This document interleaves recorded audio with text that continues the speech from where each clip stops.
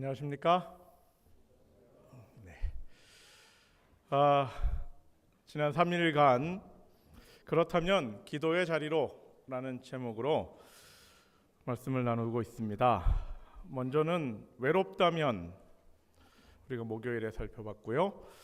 어제 금요일에는 후회에 대하여 살펴봤습니다. 그리고 오늘은 걱정된다면 기도의 자리로 우리의 걱정에 대하여 좀 이야기를 나눠보고자 합니다.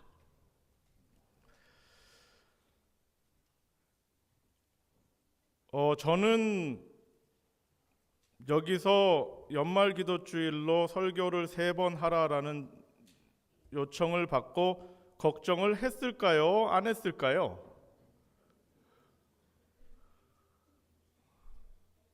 걱정 많았습니다. 이 걱정에 대해서요, 연구를 사람들이 많이 했더라고요. 근데 그 중에 가장 일반적이고 거의 다 동의하는 내용이 이거예요. 걱정의 비율이라고요. 어니 젤렌스키라는 사람이 책 제목도 아주 영어 제목은 재밌어요. Don't hurry, be happy. 이런 제목이 한국말로도 번역이 돼 있는데 여기서 나온 건데요. 사람이 하는 걱정의 40%는 절대로 현실에서 일어나지 않는답니다. 40%는. 그리고요, 30%는 이미 일어난 거랍니다. 그래서 걱정해봤자 소용이 없는 거래요. 그리고 22%는 사소한 거라서 걱정할 필요가 없는 걸 한답니다. 그리고 4%는 도대체 불가항력적인 일이라서 걱정해봤자 어찌할 수 없는 거랍니다. 그리고 나머지 딱 4%만 걱정하고 고민하고 준비해서 효과가 있는 일이랍니다. 그러니까 사람이 하는 걱정에 딱 4%만 할 만한 걱정이랍니다. 여러분 걱정이 많으시죠? 네, 우리는 습관적으로 걱정하게 돼 있습니다. 어제 저녁에 저희 애들한테 물어봤더니 애들도 걱정이 있더라고요. 저는 아무 생각이 없는 애들인 줄 알았는데 걱정이 있더라고요. 그래서 걱정에 대한 책들이 많아요. 걱정을 해서 걱정이 없어지면 걱정이 없겠네. 이거 티벳 속담이래요. 걱정을 많이 해서 걱정이 없어진다면 걱정이 없겠네. 그리고 걱정에 대한 대가가 쓴 책은 걱정이 많아 걱정입니다. 이런 거랍니다. 제가 오늘 여러분들께 제안 드리기는요, 걱정이 아무리 많으셔도 이런 거 보지 마세요. 도움이 안 됩니다. 걱정이 해결되지 않습니다. 오늘 우리는 걱정에 대해서 하나님의 말씀을 살펴보길 바랍니다. 먼저 들어가는 이야기로 제 인생의 최고의 걱정을 이야기해 드릴게요. 저는 여러분들께 이 말씀을 드리면서 여러분에게 좀 오해가 있는 걸 좀 풀어야 되겠는데요. 제가 2024년에 저희 애들 셋 다 케냐에 봉사대 보내고 2023년에도 다 보내고 이것 때문에 많은 분들이 저 갑부집인가? 네, 이렇게 생각하시는 분들이 꽤 있으신데요. 네, 그렇지 않습니다. 다만 저희 아버지 어릴 때부터 저에게 말씀하신 게 목사는 돈이 있어도 있는 티 내지 말고 없어도 절대 없는 티 내지 말고 살아라. 그래가지고 그냥 그렇게 하는 거예요. 네. 근데 제가 왜 그렇게 굳이 애들을 그렇게 보내냐면요. 제가 여기서 선언적으로 말씀드리지만 저는 딸이 없어서 며느리만 받아들여야 되는데 제 며느리는 반드시 선교사를 경험한 사람으로 받을 겁니다. 네. 인물은 안 봅니다. 네. 왜 그러냐면 제가 젊은 시절에 선교사로 가본 그곳에서의 저의 특별한 경험이 너무나 강렬했기 때문에 우리 아이들에게는 이 경험을 분명히 해줄 필요가 있다라는 생각이 들어서 그렇게 돈도 없는 게 그런 짓을 한 겁니다. 네. 근데 그게 어떤 일이냐면요. 제가 갔던 곳은 1998년에 여기 지도상 일본 위에 있고 러시아 동쪽에 있는 사할린이라는 섬이에요. 이게 섬이 상당히 큰 섬이에요. 그렇지만 러시아 전체에 비해서는 너무 작은 곳이라서 러시아 일기예보에 나오지도 않아요. 근데 여기에 우리가 왜 가게 되었냐면 여기에 그 한국에서 삼육대학이 러시아 삼육대학을 세웠어요. 사할린에 우리 동포들이 살고 있거든요. 일본이 여기를 지배했다가 전쟁이 끝나면서 일본 사람들만 싹 배 태워서 돌아가고 조선 사람들은 안 데려가고 내비둬 버려가지고 거기 남아있는 분들이 꽤나 많았습니다. 그래서 그분들을 위하여 우리 한국의 재림교회가 대학을 세웠던 거예요. 그래서 그 대학에 저도 일하러 가라 해서 간 거예요. 그래서 제가 선교사로 갔지만 선교사적인 무슨 말씀을 가르치고 침례를 받고 막 영적으로 뜨거운 경험이 하나도 없어요. 그냥 일만 했어요. 근데 그렇게 일하러 갈 때도 그때가 1998년이라서 공산당이 무너진 지 얼마 안 된 때라서 저는 엄청 걱정하며 갔습니다. 특별히 이 나라가 공산당이 무너진 지 얼마 안 된 나라이고 이 나라는 우리 남한보다는 북한이랑 훨씬 친한 나라잖아요. 그러니까 거기 가서 무슨 일이 생길지 모르겠다는 걱정 때문에 걱정하며 갔어요. 근데 가보니까 정말 걱정스러워요. 비행기를 내리는데 어젯밤처럼 뭐 며칠 전처럼 막 이렇게 막 눈 내리고 바람 부는 걸 벌판에다 그냥 비행기를 내려주는데요. 비행기 공항 건물 하나가 우리 뭐 갈랜드 A동 하나 정도 하는 크기밖에 안 돼요. 그리고 공항 주변에 그냥 철조망이 쳐져 있을 뿐이고. 그리고 처음 만났는데 이제 뭐 여권이나 이런 거 하려고 하는데 막 러시아 말은 처음 들어보는데 막 스키 그러잖아요. 그러니까 막 이거 나를 절대 환영하는 것 같지 않고 무섭고. 그런데 더 무서운 거는 우리 갈 때 누군가 저한테 그런 얘기를 했어요. 여기 북한 사람들 엄청 많다. 그래가지고 잔뜩 겁을 먹고 가서 이거 나 어떡하냐, 이거 나 잡혀가는 거 아닌가, 이런 걱정들을 막 하면서 가서 이제 좀 시간을 지나서 조금 적응해 가던 중에 어느 날 저희 숙소에서 학교까지는 요런 버스를 타고 다녀요. 이게 한국에서 이미 폐차 처분된 이런 버스들, 이걸 거기 다 가져가서 이걸로 시내버스로 하는 겁니다. 그래서 아무나 이 차 있는 사람이 그냥 운전하면서 태워주고 돈 받고 하는 게 시내버스예요. 그런데 어느 날 퇴근길이었는데요, 또 이 버스를 타려고 기다리다가 우리 집 가는 방향에 버스가 오길래 탔어요. 타면 이런 버스는 이런 차는 아시죠? 운전석이 있고 운전석 바로 뒤는 거꾸로 앉잖아요. 그죠? 돌아 앉게 돼 있고 3열이 바르게 앉고 4열도 바르게 앉잖아요. 거기에 제가 앞으로 앉고 싶어서 이 3열에 앉았어요. 앞을 보는 방향. 거기 이제 버스를 타고 딱 들어가서 앉았는데 바로 앞에 지금의 저 같은 전혀 호감이 가지 않게 생긴 아저씨 둘이 딱 앉아 계신 거예요. 그리고 저는 거기 앉으니까 무릎이 닿을 정도로 붙었죠. 일반적으로 뭐 러시아 사람들하고 다 그렇게 앉아서 다니니까 그냥 그런가 보다 했는데 그렇게 앉고 딱 봤더니 서로 한순간에 알아봤어요. 저는 북에서 오신 분들이구나. 근데 한번 생각해 보세요. 저같이 생긴 아저씨 둘이 팔짱을 딱 끼고 앉아서 이렇게 보고 있는 거예요. 저는 그때 제가 지금은 95kg지만 그때는 70kg였어요. 그리고 21살짜리 어린 애였어요. 그분들을 보는 순간 그냥 식은땀이 쭉 나고요. 머리도 이렇게 다 삐쩍삐쩍 쓰는 것 같고, 이 사람들이 날 잡아가는 게 아닌가. 걱정하던 그 순간이 왔다. 이거 어떡하나. 그래서 버스가 내릴 때, 쓸 때마다, 사람들이 타고 내리고 쓸 때마다 내가 이걸 뛰어내려야 되나? 그러는데 그냥 긴장을 해가지고 막 어쩔 줄 몰라 하고 혼자니까 파트너랑 같이 올 걸 뭐 이러고 있는데 그분들이 저한테 먼저 말을 거는 겁니다. 그 젊은이 남에서 오셨구만. 여러분 지금 생각해 보면요, 그냥 젊은이 남에서 오셨구만 이 말을 한 건데 저는 대답을 못 하는 거예요. 벌벌 떨면서. 그러니까 옆에 있는 다른 분이 맞네.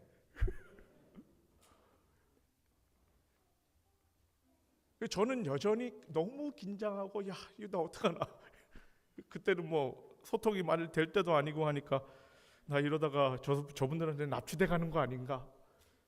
험한 걱정을 다 하는데 제 걱정을 알았는지 그분들이 저를 달래요. 우리 나쁜 사람 아닙니다. 그 제가 눈이 동그래져 갖고 쳐다보니까 아유, 우리 민족도 빨리 통일을 해야 되는데 참 어렵죠. 그러면서 그래 뭔 일로 왔냐고 물어보고 저는 여기 대학에 일을 하러 왔습니다. 대답하니까 본인들은 여기 그 건축 노동을 해서 돈 벌어서 일부는 당에 보내고 일부는 집에 보냅니다. 뭐 이런 얘기를 하면서 왔어요. 그렇게 한 20분 정도를 지나서 제가 내려야 될 곳에 내려서 저는 그 전에 제가 내려야 될 곳이 아니지만 뛰어내릴까를 고민을 계속 했었거든요. 근데 어쨌든 그분들이 잘 달래주셔가지고 제가 내려야 될 곳에 잘 내리고 그런 다음에 돌아서서 집에 오면서요 생각이 많아졌습니다. 저는 어릴 때 여기 나왔던 이 어린 아이들처럼 그럴 때요 한 10살 9살 요때요 초등학교에서 그때 국민학교였죠. 자주 반공 영화라는 걸 보여주면서 너무 공산당이 싫어요 교육을 많이 시켰습니다. 제일 충격적이었던 게요 그 이승복 영화 봤을 때 간첩이 들어와서 막 돌로 때려 죽이고 뭐 입을 찢었다 막 그래갖고 막 공산당이면 정말 다 진짜 괴물인 줄 알았어요. 그래서 여기를 갈 때도 그렇게 공산당 만날까 봐 걱정하며 갔던 거예요. 근데 가서 만나보니 그들도 사람이더라고요. 제가 그때 제 인생에 많은 생각의 변화를 가졌습니다. 내가 그냥 일방적으로 나에게 주어진 교육을 내가 그냥 받아들이고 그냥 흡수할 것이 아니라 생각해 봐야겠구나 이런 생각도 하게 되고요. 이 사람들이 괴물이 아니고 사람이구나 이런 편안한 마음도 갖게 되고 그 수많은 걱정들 거기 갈 때부터 너 러시아로 가라는 명령을 받았을 때부터 걱정이 쌓이기 시작하다가 그 사람들 만났을 때 그 무릎을 맞대고 앉았던 그 20분의 순간에 그 걱정의 최고조가 되었던 그 스트레스 엄청 받았던 그 순간을 생각해 보면 정말 힘든데 알고 보니 아무것도 아니었고요.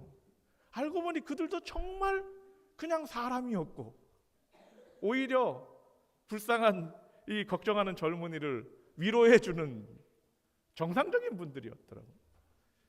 우리의 걱정이라는 것이 정말 그런 거예요. 많은 것들이 쓸데없는 걱정들인 거죠. 오늘 우리가 걱정에 대해서 살펴보면서 여러 가지 상황들을 보는데 걱정의 내용들은 사람마다 다 다릅니다. 뭐 관계적인 걱정도 있고요, 건강을 걱정하기도 하고요, 경제적 걱정을 하기도 하고요, 과거에 지나간 일의 여파를 걱정하기도 하고 여러 가지 걱정을 하는데 걱정을 하는 이유가 뭐냐면요, 한 5가지로 정리가 되는데 첫째는 우리 사람이 걱정하는 건 습관이래요. 그냥 걱정이 버릇이 돼서 걱정을 한답니다. 이게 걱정이 필요해서 하는 게 아니래요. 그럼 잘 생각해 보셔야 됩니다. 그리고 두 번째로는 우리의 걱정은 과거에 있었던 어떤 잘못된 일에 대한 경험 때문에 후회 때문에 걱정들을 많이 한대요. 그리고 세 번째로는 불확실성 때문에 걱정한답니다. 앞으로 어떻게 될지 잘 몰라서. 그리고 또 다른 걱정은 기대, 욕심, 내가 바라는 것들이 있어서 내가 지금 투자한 것은 그만큼이 안 되는데 준비한 것은 그만큼이 안 되는데 바라는 것은 많다 보니까 자꾸 걱정하게 된답니다. 그리고 5번째가 특별히 신앙인들에게 중요한 건데요. 위에 4가지는 대체적으로 일반적인 사람들이 걱정하는 이유들인데요. 신앙인들이 걱정하는 이유는 망각. 무엇에 대한 망각일까요? 하나님께서 나를 지키신다는 것에 대한 망각. 그걸 잊어서 그 불신 때문에 걱정을 많이 하게 된답니다. 그래서 우리는 이 걱정에 대해서 여러 상황들을 보면 신앙의 시각에서 볼 때 여러 가지 이야기들을 다 들을 수 있지만 그리고 그 걱정에 대해서 사회적으로는 뭐 심리학이 동원되기도 하고 상담학이 동원되기도 하고 정신분석학이 동원되기도 하고 여러 가지가 다 동원되어서 걱정에 대하여 이야기하지만 오늘 우리는 하나님을 바라보는 우리의 신앙의 시각으로 이 걱정을 바라보게 되기를 간절히 바랍니다. 왜 그러냐면요, 제가 솔직히 말씀드리면 이 걱정에 대해서 사회학적으로 뭐라고 대답하는지를 열심히 살펴봤어요. 심리학적으로 뭐라고 하는지를 열심히 살펴봤어요. 상담학적으로 이것을 뭐라고 설교해야 잘 말이 통할지를 정말 열심히 살펴봤어요. 그런데요, 아무리 살펴봐도 답이 안 나옵니다. 왜냐하면 우리는 필요 없는 걱정들, 96%의 걱정들을 습관적으로 그냥 막 하고 있기 때문에요, 어떤 방법으로 해결해도 해결되지 않습니다. 우리의 걱정의 문제는 신앙으로 해결해야 됩니다. 우리의 온갖 걱정들 앞에서 한 해가 마무리되어 가면서 2024년이 끝나가지만 여전히 올해의 걱정은 우리는 그대로 가지고 있고, 2025년이 온다고 해도 우리의 걱정이 사라지지 않고 그대로 그 걱정은 계속 가지고 갈 것이며, 평생 어쩌면 우리는 걱정하며 살 사람들이고 걱정의 인간일지 모르는데, 오늘 우리는 이 걱정의 문제를 우리의 신앙의 힘으로 이겨내는 믿음의 사람들 되시기를 간절히 바랍니다. 제가 오늘 여러분들에게 이 신앙의 힘으로 걱정을 해결하기 위하여 7가지 걱정을 바라보는 신앙적인 원칙을 말씀드리고자 합니다. 그런데요, 이 신앙의 원칙들을 속에서 우리 모두가 우리의 믿음으로 나아가고 우리의 삶의 걱정들을 이겨내는 기회가 되면 좋겠습니다. 그러기 위하여 여러분 크게 아멘 하시고 최선을 다하여 이 하나님의 말씀을 마음에 새기는 시간이 되시기를 간절히 바랍니다. 첫 번째 원칙은 이것입니다. 우리가 걱정할 때 첫 번째로 꼭 생각해야 될 것은 하나님께서 다스리신다는 생각입니다. 하나님이 다스리십니까? 하나님이 여러분의 나라를 다스리십니까? 하나님께서 여러분의 인생을 다스리십니까? 한국은 지금 지난 밤이었더라고요. 한국을 다스리는 사람의 권한이 박탈되는 결정이 났다 그럽니다. 한국 걱정되시죠? 네. 한국 걱정할 게 아니라요, 여러분의 인생을 누가 다스리냐를 먼저 걱정하셔야 됩니다. 우리는 자주 내 인생이니까 내가 다스리나 보다, 내 인생이니까 내가 알아서 해야 되나 보다 생각할 때가 얼마나 많습니까? 그런데 우리 하나님 계십니다. 그 하나님께서 우리를 창조하셨고, 창조하신 하나님께서 오늘 하루하루의 우리의 삶을 지키십니다. 믿으십니까? 이걸 잊을 때 우리는 걱정하게 되는 것입니다. 성경에 보면요, 구약 성경에 하나님의 이름이 72가지나 있답니다. 그 72가지나 하나님의 이름이 72가지나 있는 이유는 각각의 상황마다 개입하시는 하나님의 모습을 하나하나 우리에게 보여주시는 것입니다. 그 중에 특별히 5개만 모으면 이렇습니다. 엘로힘, 창조주 하나님이십니다. 여러분, 우리를 만드신 분이 하나님이십니다. 그러니 우리의 삶의 모든 상황들을 그분이 아시지 않겠습니까? 엘로이, 하갈이 했던 말이죠. 보시는 하나님이십니다. 여러분의 모든 상황을 보고 계십니다. 엘샤다이, 전능하신 하나님이십니다. 야훼 로페, 치료하시는 하나님 계십니다. 야훼 이레, 준비하시는 하나님 계십니다. 이외에도 하나님은 너무나 많습니다. 여러분의 모든 삶의 일순간 한순간을 하나님께서 다스리시고 지키신다는 사실을 확실하게 믿는 믿음의 사람들 되시기를 간절히 바랍니다. 두 번째 원칙은 이것입니다. 하나님께서 다 아신다는 것입니다. 시편 119편 다윗은 고백합니다. 여호와여, 주께서 나를 감찰하셨으므로 나를 아시나이다. 주께서 내가 앉고 일어섬을 아시며 나의 생각을 멀리서 아시나이다.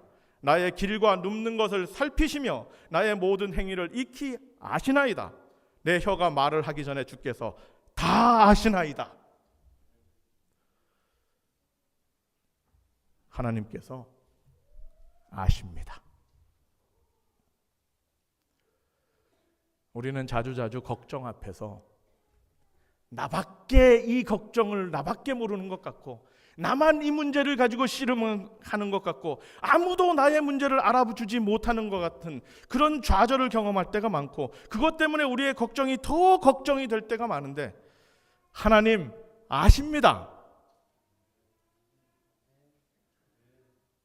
하나님 아십니다. 그래서 정로의 계단 우리에게 이야기합니다. 우리의 흘리는 눈물 중에 하나님께서 주목하시지 않으시는 것은 하나도 없다. 또 우리의 웃는 웃음 가운데 그가 보시지 않는 것도 하나도 없다.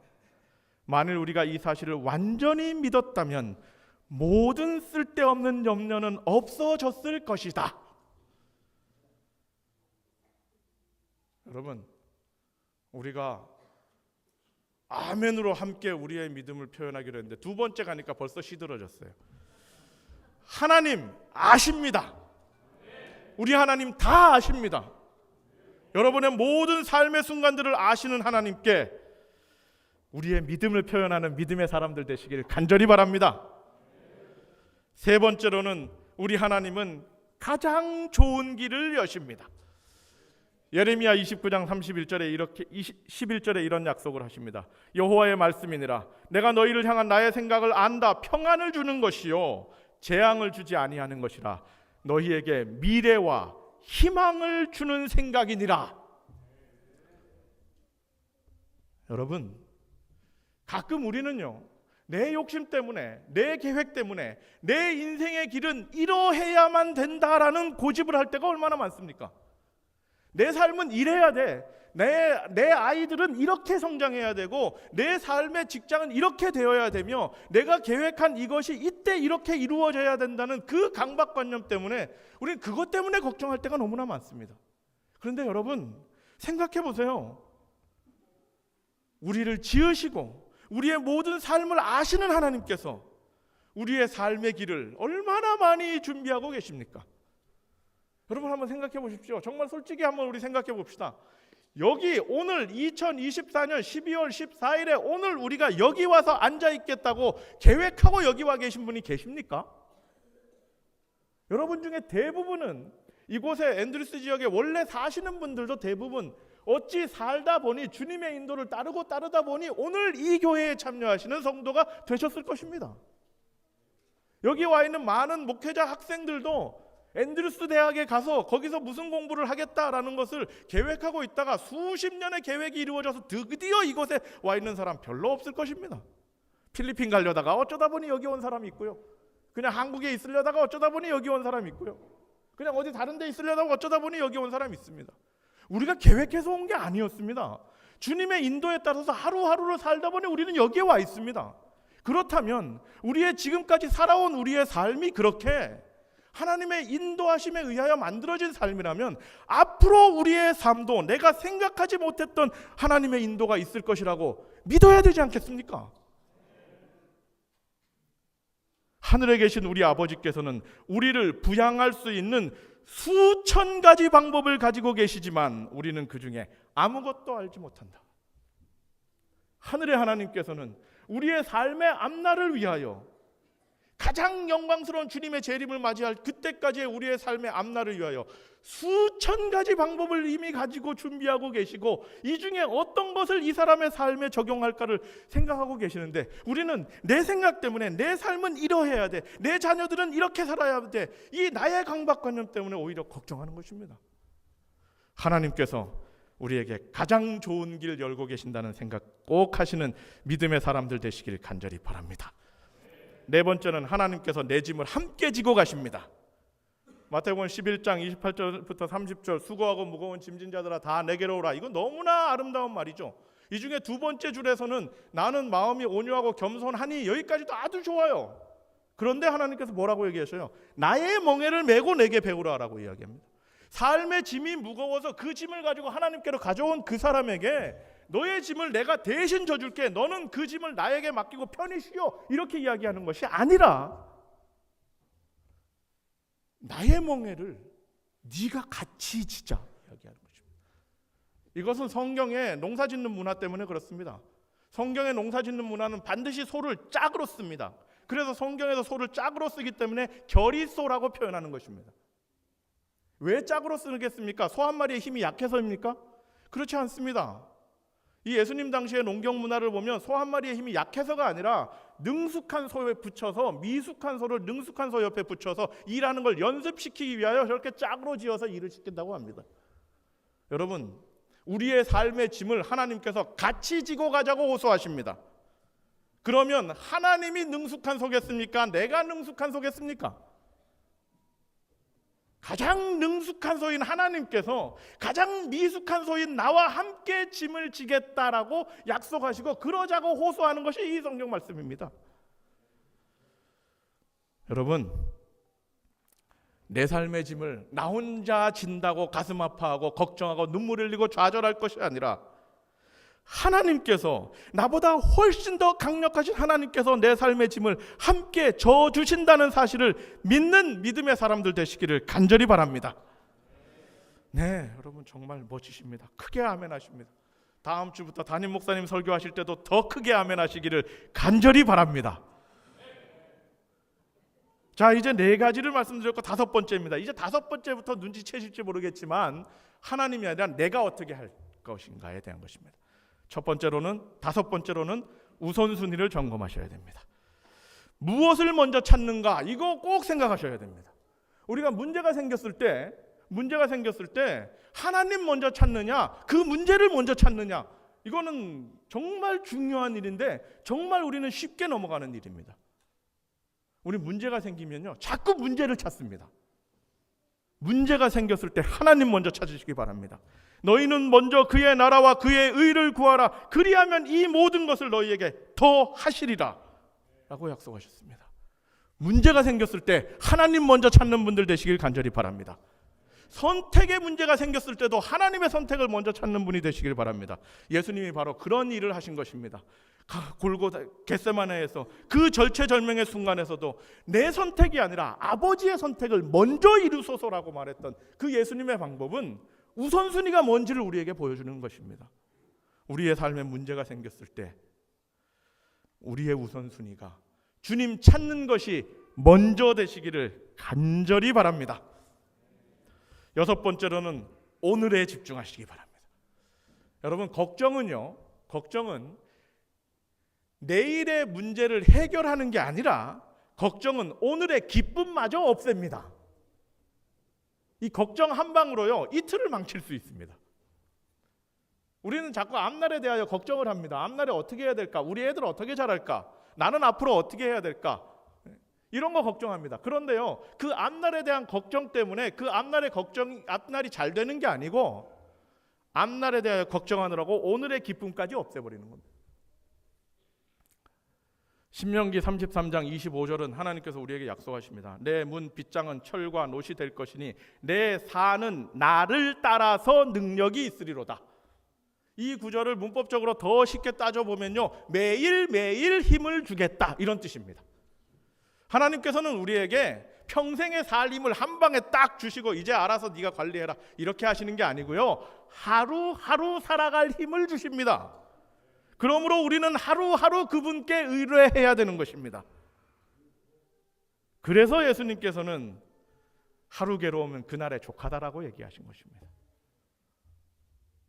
일어나지도 않을 일 40%, 앞으로 어떻게 될지도 모르는 일 40%를 미리 땡겨서 걱정하는 사람 되지 마시고 오늘 하루의 삶에 기뻐하며 오늘 하루에 내가 생명이 붙어있고 숨쉬는 것에 감사하며 오늘 하루의 삶을 어떻게 더 아름답게 꾸려나갈 거를 생각하는 그런 믿음의 사람들 되시기를 간절히 바랍니다.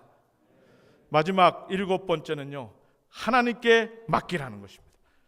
우리는 걱정에 대하여 생각할 때 자주 하나님께 맡기라를 이야기합니다. 베드로전서 5장 7절을 이야기도 합니다. 너희 염려를 다 주께 맡겨버려라, 이렇게 표현합니다. 그런데요, 이 전에 6단계에 대한 6가지 원칙에 대한 충분한 고민과 충분한 실천이 없는 상태에서 그냥 맡기기만 하라고 하면 잘 안 맡겨집니다. 걱정만 자꾸 됩니다. 맡겨놓고도 잘 믿음이 안 됩니다. 여러분, 여기에 맡기라는 이 말은요, 그냥 잠깐 줘놓으라 이런 뜻이 아니라요, 전적인 신뢰가 기반된 맡김입니다. 그래서 베드로전서 5장 7절은 던져버리라라고까지 말한 것이고, 여기 시편 55편 21절도 여호와께 맡기라라는 이것은요, 그냥 잠깐 킵해도 이런 뜻이 아니고 전적인 신뢰에 의하여 그것을 맡기는 것을 이야기하는 것입니다. 여러분, 하나님께 맡기는 분들 되시기 바랍니다. 우리는 본능적으로 걱정하며 삽니다. 어떤 사람은 좀 생각이 덜해서요, 걱정을 덜하는 사람이 있지만 또 어떤 사람은 걱정 엄청 하면서 삽니다. 거의 습관적으로 우리는 걱정하며 삽니다. 그럴 때마다 이 7가지 원칙을 꼭 생각해 보시길 간절히 바랍니다. 이 7가지 원칙을 통하여 우리가 알아야 될 것은요, 처음 4개는 하나님이 어떤 분인지를 생각하라는 것이고요, 뒤에 3개가 내가 어떻게 할 것인지입니다. 그래서 우리가 걱정에 대하여 생각해 본다면 먼저 하나님을 생각해야 되고 하나님을 더 많이 생각하셔야 됩니다. 그래야 우리는 걱정의 문제로부터 해방될 수 있습니다. 그러지 않고 하나님 생각하지 않고 그냥 맡겨버리라 했으니 어떻게 맡겨볼까? 이렇게 생각해서 맡겨지지 않습니다. 하나님께서 내 삶을 다 다스린다는 그 사실부터 시작하여 우리의 삶의 모든 것들에 대하여 차근차근 이 원칙들이 적용될 때 우리는 진짜로 하나님께 맡기고 우리의 걱정을 극복하고 기쁜 삶을 살 수 있게 되는 것입니다. 이렇게 해보시겠습니까? 2024년에 여러분의 삶에 있는 걱정들을 이 원칙에 의하여 해결해 보시겠습니까? 그리고 앞으로 오는 2025년에는 우리의 삶에 어떤 걱정들이 어떤 문제들이 생긴다 할지라도 이런 원칙에 의하여 결과적으로 최종적으로 하나님께 맡기는 믿음의 사람들 되시기를 간절히 바랍니다. 마지막으로 완전한 믿음에 완전한 쉼이 있음을 말씀드리고자 합니다. 성경에 보면요, 정말 우리가 생각하기에 걱정만 엄청 할 것 같은 사람들이 있는데 이 사람들이 그 순간에 걱정 안 하고 했던 다른 일들을 보면 특별합니다. 먼저는 창세기 40장에 등장하는 요셉의 모습입니다. 요셉이 억울하게 감옥에 갇혔죠. 정말 억울한 상황이 되었죠. 그런데요, 특별한 것은 그 억울하게 갇힌 감옥에서 요셉이 뭘 했느냐인 거예요. 창세기 40장 6절로 7절에 보면 그렇게 억울하게 갇혀서 정말 자기는 아무 문제를 일으키지 않았는데 괜히 갇혀가지고 얼마나 화가 나고 열받겠습니까? 근데 그때 요셉이 뭘 했냐고 하면 같이 감옥에 들어온 다른 사람들의 낯빛을 살폈다라고 표현하고 있습니다. 여러분, 우리는 자주 그런 말 하죠. 내 코가 석잔데, 내 걱정이 너무 많아, 내 코가 석잔데, 이런 생각할 때가 있는데 요셉 이때 얼마나 걱정이 많이 됐겠습니까? 억울하게 남의 나라에 팔려온 것도 억울해 죽겠는데 그래서 한번 좀 잘 살아보려고 열심히 노력했는데 그것이 또 억울하게 모함을 받아서 감옥에 갇혔을 때 얼마나 걱정 많고 얼마나 화가 나고 얼마나 힘들겠습니까? 근데 이때 요셉이 뭐 했어요? 다른 사람의, 감옥에 같이 들어온 다른 사람의 안색을 살펴봤대요. 이거 뭐 한 거예요? 평온한 자기 상태를 완성한 상태에서 다른 사람까지 살펴보는 그 힘이 있었다는 거죠. 왜 그랬겠습니까? 모든 걱정을 하나님께 맡기는 믿음, 완전한 믿음이 있었기 때문에 그렇습니다. 여러분, 완전한 믿음을 가지고 다른 사람의 상태도 살펴볼 수 있는 든든한 신앙인들이 바로 여러분들이 되시길 간절히 바랍니다. 또 잘 아는 이야기는 다니엘서 3장에 나오는 하나냐와 미사엘과 아사랴의 이야기가 나오죠. 그들이 풀무불에 들어가기 직전에 뭐라고 얘기합니까? 온갖 협박이 들어오고 온갖 문제가 있을 때 이 사람들의 대답은 그리 아니하실지라도 저는 믿음을 버리지 않습니다. 그들은요, 엄청나게 걱정할 상황이었지만 걱정 안 하고 확실한 믿음의 연대가 있었습니다. 그래서 셋이 손잡고 풀무불이지만 들어간다 하고 들어갔을 때 거기 예수님이 함께 하셨습니다. 여러분, 우리 앤드류스 한인교회 성도 여러분, 각자 걱정들 많고 고민들 많으시겠지만 확실한 우리의 믿음의 원칙에 의하여 그 고민들을 다 내려놓고 함께 손잡고 그리 아니하실지라도 우리는 주님의 일을 하며 주님의 믿음을 지키겠다고 함께하는 믿음의 공동체 되시기를 간절히 바랍니다. 그리고 사도행전 12장에 보면 이건 좀 웃기는 얘기인데요, 베드로는 하여간 잠자는데 도사입니다. 그래서 지금 제가 이렇게 고래고래 소리 질러가면서 설교하고 있는데도 자는 분이 몇 분 계시죠? 이분들 여러분 보시고 이건 베드로 같은 인간이다 이렇게 생각하시면 됩니다. 베드로는 하여간 자는데 도사예요. 그죠? 아무 때서나 잘 자죠. 기도할 때도 자고 예수님 기도하는데도 자고 뭐 항상 잘 자는데 사도행전 12장에서도 또 자고 있습니다. 이게 어디서 자고 있는 거예요? 감옥에서 자고 있는 거예요. 감옥에서 뭐 하고 있는데요? 자기 혼자 붙잡혀 들어가서 자고 있는 거예요. 감옥 밖에 모든 교인들은 뭐 하고 있었습니까?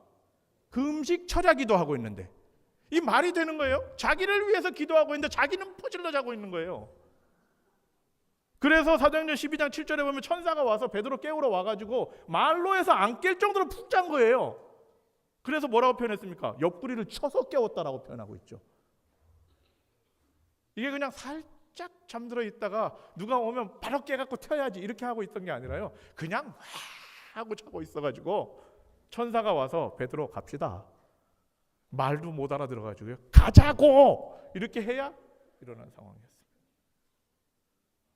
절대 믿음에 의한 절대 평안이었던 거죠. 여러분, 우리가 우리의 삶의 문제들, 삶의 고민들을 원칙에 의하여 하나님께서 어떤 분인지를 먼저 살피고 거기에서 우리가 어떤 삶을 해야 될지를 살펴보는 그런 훈련들이 잘 되어 있을 때 우리도 요셉처럼 내 문제가 있지만 남의 상황을 살펴볼 수 있는 여유로운 사람이 되고, 우리도 다니엘의 세 친구처럼 내 문제가 있지만 함께 손잡고 믿음을 지키는 공동체가 되고, 우리도 베드로처럼 내 삶에 어떤 문제가 있더라도 절대 신앙에 의해서 완전한 평안을 누리는 사람이 될 수 있는 것입니다. 바로 그런 사람들이 여러분 한 분 한 분이 되시기를 주님의 이름으로 축원합니다. 지난 3일간 그렇다면 기도의 자리로 라는 제목으로 말씀을 나눴습니다. 여러분, 외롭다면 주님과 연결되는 기도의 자리에 가시는 성도들 되시길 바랍니다. 뒤를 돌아보고 후회된다면 앞날의 영광인 재림의 소망을 바라보며 기도의 자리로 가는 분들이 되시길 바랍니다. 걱정이 많다면 주님께 맡기기 위하여 기도의 자리로 가는 우리 앤드루스 교회의 모든 성도들 되시길 바라며 기도주일의 모든 말씀을 마치겠습니다.